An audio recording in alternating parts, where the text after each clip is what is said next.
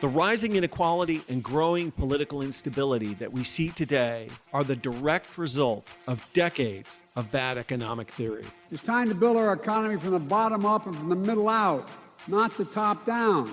Middle out economics is the answer. Because Wall Street didn't build this country. Great middle class built this country. The more the middle class thrives, the better the economy is for everyone, even rich people like me.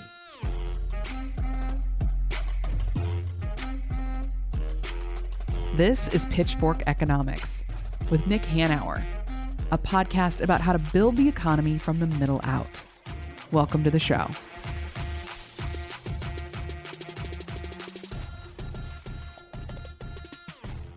I was talking to my daughter the other day, Nick. Yep. And, you know, she's, it's a busy life. She's 26, almost 27, into her second year of grad school, getting ready to graduate in May. And, you know, obviously anxious about entering the job market with a master's. And at some point, she got a little quiet. And in a hushed voice, she said to me, she asked, "Dad, are we in a depression?" Are you serious? And I'm like, wait, what? A depression? What? Well, like, no, this is one of the best economies in history. Like, why? And, you know, again, I think some of it just is like personal because she's, you know, anxious. She just spent, 2 years in grad school, spending all that money learning a profession. And now she's, worried about whether she's going to get a job that will help her pay her student loans. But also she told me, this is her cohort. Not all of them, but some of them are struggling. They're having trouble finding jobs or jobs in their fields or jobs that they want to do or that pay them enough to get by. And so that's the world she's living in which she's wondering whether we're in a depression. Nick, are we in a depression? I don't think we're in a depression. It's so funny, Goldie, because we're not in an economic depression, but as you know, young people en masse are depressed and have anxiety, right? That psychologically, she may very well be in a depression. For what reason? It's not like our environment is collapsing, our democracy is collapsing. Yeah, that's right. Social media, all the rest. No, I mean, so that is a fascinating, and I would call it a hilarious anecdote if it wasn't so sad. By the way, it must have floored, given what we do for a living, it must have floored you to hear that from your daughter. Like, you don't listen to anything I say ever? Well, I'm her dad, so that's... Yeah. But well, she listens to me, but I don't think she's listening to the podcast, Nick. Unless we did the podcast as like background track to Japanese anime, I don't think we're reaching her. I think that's probably true.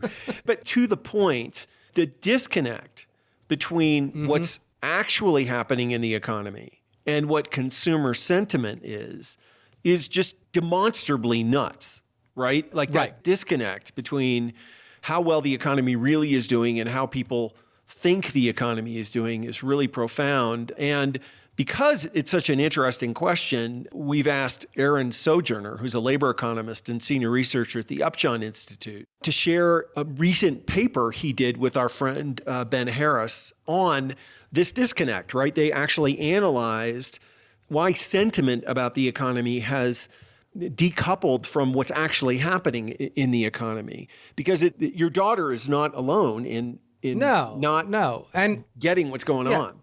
Yeah, and to put this in perspective, you look at this consumer sentiment index. It's about where it was shortly after the start of the Great Recession. Like it's not at the depths of the Great Recession, but not far above that. And yet, let's be clear, we've had like 10 straight months of real wage growth. We have had 2 years, 24 straight months of unemployment below 4%. We have had a year of disinflation, which we got down from like 8% inflation to 3.1% inflation without the huge spike in unemployment that The know-nothings were all saying that we had to have to get inflation under control. Consumer sentiment is still strong. The economy is growing. Job growth is much higher than economists were predicting. And it keeps going like this month after month after month, to the point where now even economists are admitting that, maybe it looks like we're not going to have that recession after all, let alone the depression that my daughter wondered if we might be in. Yeah, it's a fascinating question. In any case, this report that Ben and Aaron wrote is absolutely fascinating. And so why don't we jump into a conversation with him and find out what they did?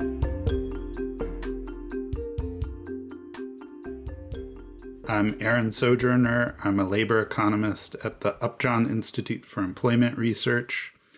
Follow me on Blue Sky or Threads. Yeah, so speaking of the social media in general, and the economy, you recently did a report with Ben Harris about this disconnect between people's perception of the economy and the economy itself. What's going on?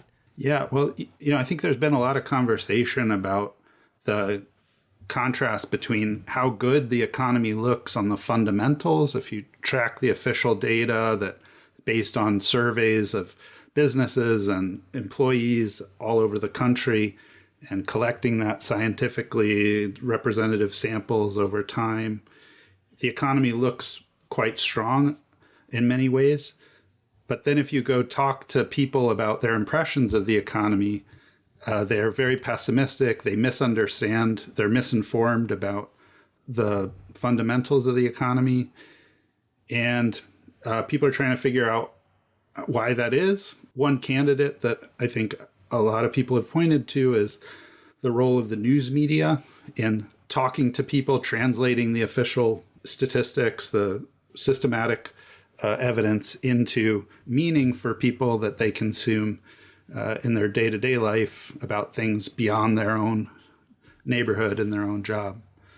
And so that's what we tried to hone in on, is like, how can we understand what the media has been doing in their coverage of the economy? And what have they been doing or not been doing? Yeah, so what we wanted to test was whether economic news coverage had gotten more negative in recent years than you'd expect based on the economic fundamentals. And we figured out a way to test that. And it looks like that's what's been happening, especially over the last 6 years. Since 2018, economic news coverage has gotten much more negative than you'd expect based on the fundamentals. Does that obtain whether a Democrat or a Republican is in office? Yeah, that's a good question. Yeah, so it started in really opening up in 2018, it looks like, when a Republican was in office. And, it was before COVID, so a lot of people bring up COVID, but, you could see it happening for a couple of years before that. The gap has gotten bigger in recent years while a Democrat's been president. But it may be something that's more general than partisan. Is it if it bleeds, it leads type thing, that they're covering the economy like they used to cover local crime? I mean, that's a good theory. I don't know exactly why. We haven't. I mean, I can tell you some of the things that we have looked at and what do we do to try to buttress this thing. But we haven't been able to study yet why it's happened exactly. And This is a big area for more research in the future. Yeah. I think that is a leading theory. I guess my best theory for why it's happened is that there is this maybe taste from consumers for more negative news. As you said, if it bleeds, it leads on crime. Maybe in the past, economic news reporters and editors were kind of insulated from that pressure a bit and just sort of followed the official statistics more and let that inform their writing. But maybe in recent years, they've gotten more tuned in to audience analytics, social media analytics, and sort of noticed more. They're competing for clicks too, right? Yeah, exactly. And so maybe they can see and feel more pressure to get those clicks any way they can than they used to. And maybe that leads to more negative tone. Yeah. So, Aaron, in the piece that you wrote with Ben, you explored a bunch of possibilities. One of them was the fundamentals. And in our work on political economy, I would say that one of the biggest learnings I've had over the last 10 years is that for 9 out of 10 Americans, or something like that, the economy does not exist as an abstraction, right? They don't. Yeah. They are not listening to this podcast. They do not know what GDP is or what it means or how it affects their life. The only thing the economy is to most people is my job and the expenses. That's it. And the statistics that I believe are true is that, in basic terms, Americans' per capita disposable income since Biden took office has increased by 5.5%. But after adjusting for inflation, per capita income is down by 8.1%, right? Like, the reality is that we've had this significant set of price increases caused by this global supply chain shock.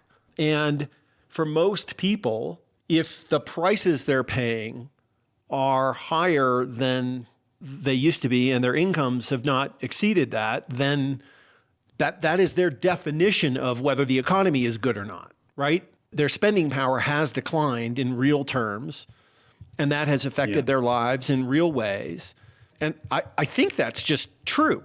It's not President Biden's fault. It's a very unfortunate artifact of the biggest economic conflagration in 100 years. But it is true, and I think your thesis is almost certainly correct too. That when you layer on massively increased partisanship and the need for the news business to spice things up by being ever more negative and I don't know, controversial, those things combine to create this gap between what's really happening in the broader economy and how people feel about it. I mean, does that make sense to you? I mean, well, I have a couple of reactions. So first, just on the basic economic realities. So I think seniors have, had it tough because they're largely on a fixed income. Retirees, who are relying on Social Security, have had it tough. And that's a big group. And, they don't have a lot of control over their income nor their expenses. And, they get increases at the end of the year, but, it can be tough and scary in the middle. For workers, the statistics it takes some nuance to interpret. So the usual statistics people use are things like average hourly earnings over time. If you look at that, it does look like since the beginning of 2021, real wages have fallen. But part of that is compositional. So part of that is that a bunch of low-wage workers got laid off at the beginning of the pandemic. And so it looked like wages spiked in that series. And then as more and more people got hired back, it looked like average wages were falling, but they weren't really falling. It's just that different people were getting hired. It was the mix. It changed. The mix that was working. And if you look at the growth rate of wages within worker, so if you follow the same worker at the beginning and then 12 months later, and you calculate within the worker, how much did your wage change? And then you take the average of that across all the people who are working both times, and you do that every month, and you compare that to change in average consumer prices, wages have been keeping up or exceeding price inflation. Okay. Now, the usual thing that we look at, again, is this average hourly earnings, and it gets it wrong for another reason, too, which is that retirees leave every month, and they tend to be paid a lot, and new entrants come in every month, but they tend to be paid less. And so every month, it understates the wage gain by about 1.5 or 2 percentage points. Whereas if you look within worker over time, you don't get that. And so that's just a basic thing about the changes in real wages. It's not been as bad as it looks, but I don't want to in any way deny that real wage growth stalled And, people were used to seeing gains, and, they're seeing gains again now. But there was a year and a half, 2 years where things were stalled on that measure. Thank you, Aaron, because I wanted to argue with Nick over that assertion that he made, but I had no idea how, and you just explained it. Yeah. I mean, to be fair, it is complicated, right? These numbers absolutely. are pretty complicated, and the inflation numbers are very difficult to parse in many ways, and how people are feeling about gas relative to milk versus, other things. But I do think we're missing part of the picture if we're not acknowledging that prices went up a lot over a couple of really years. fast. Really fast. And wages certainly didn't instantaneously keep pace. In fact, lots of people kind of lost work and freaked out and so on and so forth. And so it was a very strange economic moment. It's been a strange 6, 7, 8 years. Yeah, exactly. Another point is that, look, this gap between predicted sentiment in economic news and observed sentiment in economic news is conditional on these fundamentals. And so maybe I could take a second and just sort of try to describe what we did in the analysis. Yeah. Because we're not saying that things are great and it's a shame that the news is negative. What we're saying is that after accounting for how the economy is, even though it went through some very rough times there with very fast inflation, taking account of how the news should have responded to that, it was even more negative than it would have been if things had been working the way they did in the past. That's basically the results of the study. So, we wanted to test this idea that the sentiment, the emotional content and tone of economic news coverage is more negative than you'd expect on the fundamentals in recent years compared to the past. So we found out about this measure of economic news sentiment that economists at the San Francisco Fed created that goes back to 1980. And so we could, model from 1988 to 2017, if you pick some economic fundamental variables, just 4 variables: change in GDP over the year. That's change in the size of the economy over the year.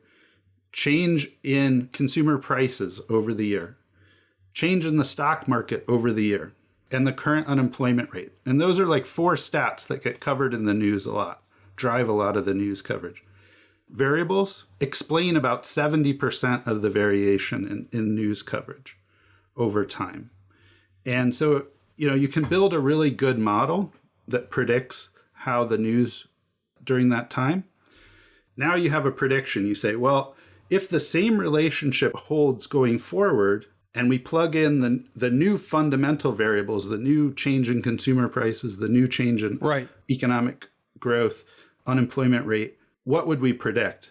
And, during COVID, we see a huge decline. We see a big decline in the predicted sentiment, and we see a big decline in the observed sentiment. And, once we got through that and we started the expansion, the recovery, you see a big increase in predicted sentiment, and we see a big increase in observed sentiment, but not as much as you would predict. So that's kind of the heart of the matter, is that in recent years, you've seen this negative gap. The coverage, the tone of the coverage has become increasingly unmoored from the fundamentals and increasingly negative. Is this negative sentiment in the news the same as, or is it the same as partisanship? I mean, let me phrase the question in a slightly different way. It certainly feels true to me that there are many, many, many more people in the United States today that will simply not accept under any circumstances that the economy is good under a Democrat. Right. Like they will just reject that idea. And you can see that in the consumer sentiment data, that like once Biden became the president, among Republicans, there was a huge fall in their consumer sentiment. Yeah. And so given that maybe 1 in 3 Americans simply will not accept the idea that the economy is doing well under a Democrat, And that was only true for 10% of Americans 20 or 30 years ago, or 40 years ago, or 50 years ago. Does that account for it? And and if it does, are we talking about kind of the same thing? So I don't think it does. I mean, I think they're related, but I do want to distinguish them because, I think there's what the population thinks and their views of the economy that's like measured by consumer sentiment or just sort of public opinion polls. And this thing is different. This is about the editorial choices that reporters and economic news editors make when they're writing news stories. They're covering an economic data release. The Bureau of Labor Statistics spent a month going out talking to 60,000 American households, 120,000 randomly selected, business establishments to try to get systematic representative evidence about how the economy is changing. They did all their calculations, and now today they're reporting that news. And that's real news that nobody has known in a systematic way until today. And they're seeing what the statistics are, and they saw it the month before and the month before and the year before, and they're making a choice about what words to put on that. And certainly, like, they're talking to sources, right? So, when I talk to reporters about this, they say, well, our coverage reflects the news, the official stuff, but it also reflects what people tell me, right? And I go and I interview workers and businesses and consumers, and they're more negative. So I think, it does come in, but they also have choices to make about who to interview, what narratives to advance, how to frame it. So I think they're related. Like, consumer sentiment affects news coverage affects consumer sentiment affects the economic fundamentals, right? And hopefully the economic fundamentals affect both of those things. So these are really complex relationships, but they are like measurably distinct things. And I think it behooves us to come up with a better understanding of how they relate to each other and sort of what's driving what. Could it be as simple as financial reporting? Reporting on the economy is so much more negative now simply because the lived experience of journalists is so much worse than it used to be, that they are in an industry that is in a perpetual recession, and they all fear for their jobs and their livelihoods, and so that is coloring their coverage of the economy at large. I mean, I know they're all fair and balanced and objective in their own minds, but we know that's impossible, so that subjectivity and lived experience might be leaking through. It's a theory. I don't know. I think it would be good to test. This is something that hasn't been studied very much, and I think we have a lot to learn. If you had the underlying data on all the news stories, we could measure like which reporters are writing the story and which editors are editing the story and which outlets are publishing the story, and how much was the change in the unemployment rate this month compared to last month, or expectations. And we could start to answer some of those things in a more careful way. But for now, I'd say it's a plausible theory, but I'm not sure. There's one other thing I'm wondering about, and that is whether there's actually a disconnect between consumers' perception of the economy and their actual behavior. Because consumer sentiment is really low, but that doesn't seem to have an impact on consumer spending, and it certainly hasn't had an impact on hiring. Yeah, I think that's right. I mean, that's a fourth important thing, which is, consumer behavior and economic fundamentals. Maybe that relationship has changed too. There's a lot of moving parts here, and we have a lot to learn. I do think it's really important, though, to try to understand, because Americans now are like quite misinformed negatively about the economy. So when people are polled about basic facts, like which one grew faster over the last year, wages or prices, 90% of people get it wrong. So we say prices went up but faster, but actually wages went up faster. If you poll Americans and ask, are prices rising faster now, or were they rising faster a year ago? 3/4 of people get it wrong. They're rising slower now. So we need some shared understanding of reality as a democracy to make decisions together. Absolutely. Yeah. High functioning social systems are epistemic, right? They run on truth. Yeah. And if people don't know what the truth is, you can't, you can't organize yourself in an effective way. All of this is like getting far afield of economics, obviously, but I just wonder how much of this is how news is reported and how much of it is the peculiarities of just the psychology of humans, like, loss aversion, for example. People care about losing 4 times as much as they care about winning, by way of example. And if that kind of psychological proclivity is embedded in some of this stuff, in any case, what do you think we should do? Like, do you have a thought about how to make this better? Because I do think that we all, whether you're a partisan or not, I think we all do have a big stake in having a public which believes facts, right? Where their beliefs and the facts are roughly the same. Yeah, we really do. And it's, we don't have to agree with each other on values or on, policies. Yeah. But if we can't just agree about the nature of reality, like that's bad. A really fundamental problem. And like constructive policy debates, should be built on a shared set of facts. And then sure, we have different values, we have different priorities, but like if people don't understand what's happening around them, then it's really hard to make good judgments personally. It's really hard to make good judgments collectively.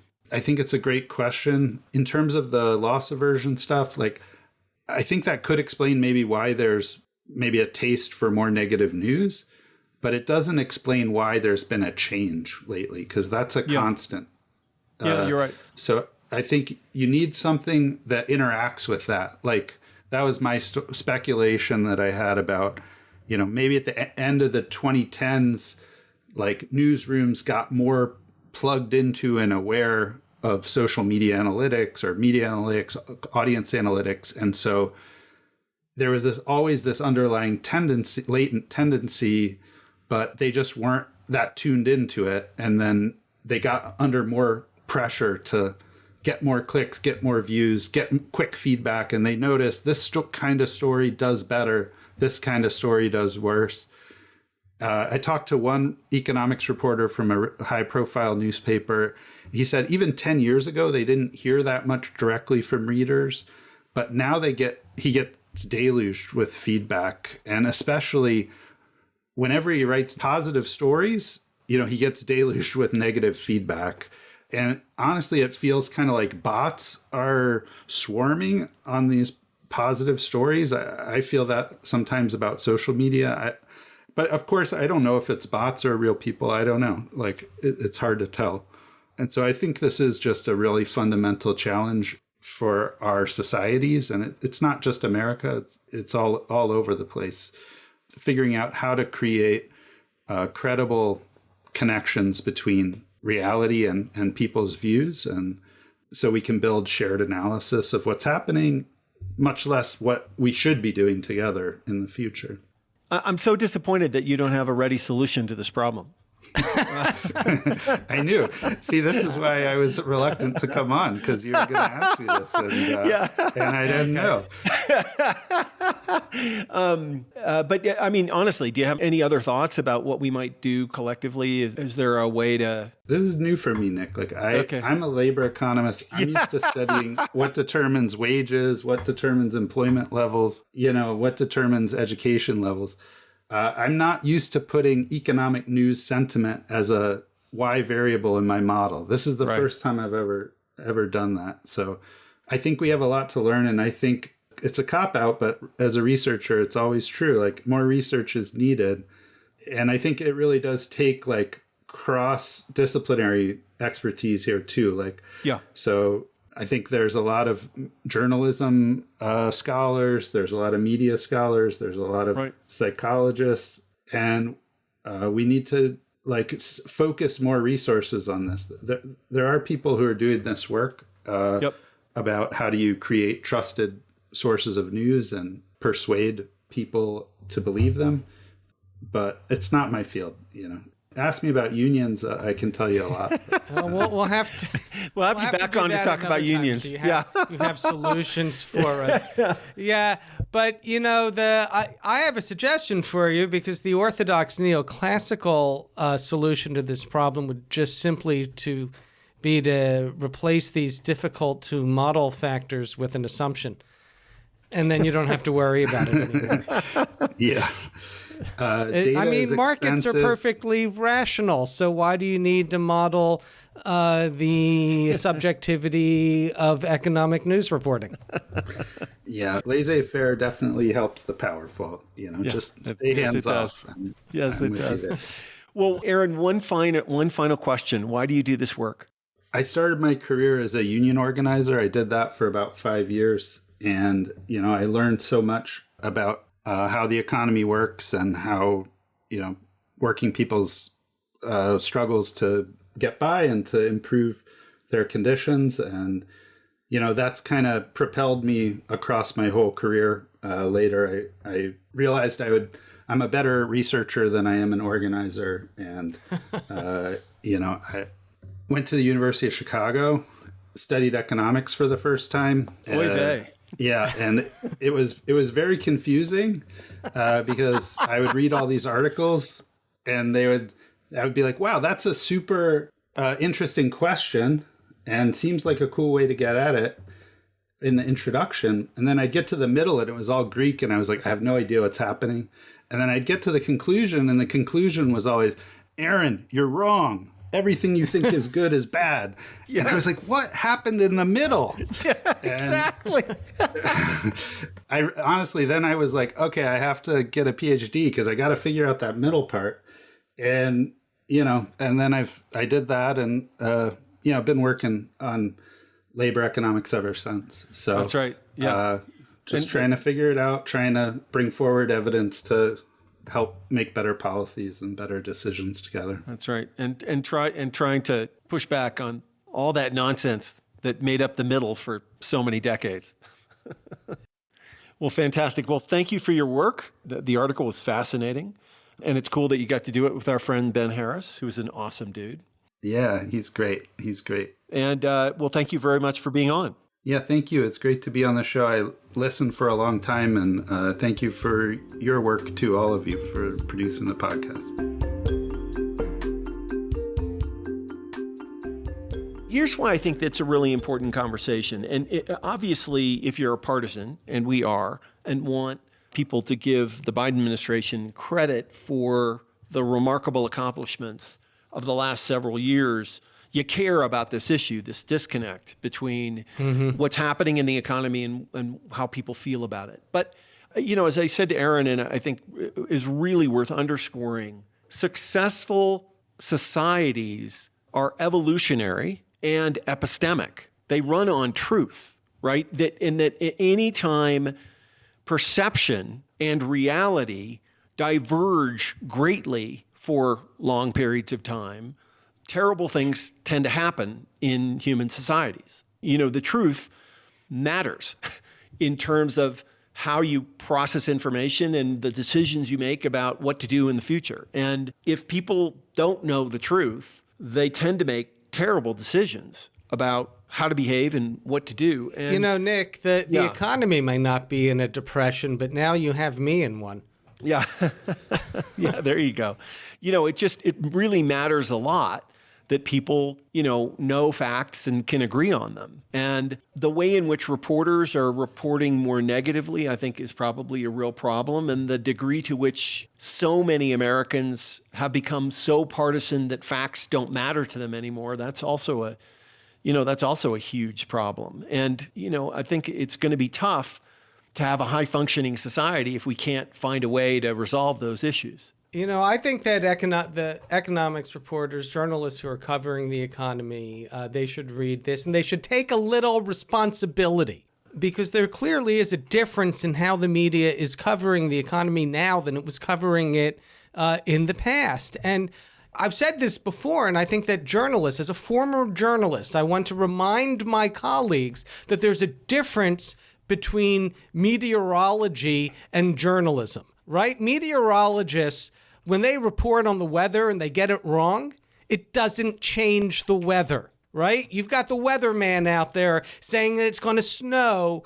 When it doesn't snow, he hasn't changed the weather at all. He was just wrong. But when a journalist gets the economy wrong, when a journalist is doing it leads headlines at a time when we have one of the strongest economies we've had in decades and a presidential election coming up where this is the main issue in the election, well, that ends up not just changing the economy, it changes elections. I mean, they have a responsibility to close that gap between subjective public perception and the truth. And I think it requires a little, introspection on the part of our media, because I know that most of them think they're being objective, that they're going out of their way to be objective, but clearly they're not. The data says that. Their headlines, their coverage is much more negative, not a little more, much more negative than the economy itself. And it is leading the public to have this huge misperception about how the economy is performing right now, and therefore how the policies of our president and our Congress and legislators and council people everywhere is performing. So I don't know.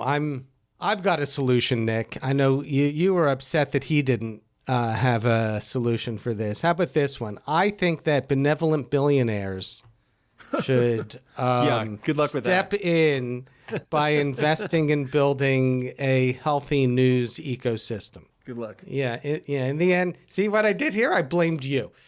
Yeah, there you go. Yeah. Anyway, really interesting conversation and a really interesting report that people should read. We've provided a link in the show notes to why are Americans so displeased with the economy by our guest Aaron Sojourner and his co-writer Ben Harris. Pitchfork Economics is produced by Civic Ventures. If you like the show, make sure to subscribe, rate, and review us wherever you get your podcasts. Find us on Twitter and Facebook at Civic Action and Nick Hanauer. Follow our writing on Medium at Civic Skunkworks, and peek behind the podcast scenes on Instagram at Pitchfork Economics. As always, from our team at Civic Ventures, thanks for listening. See you next week.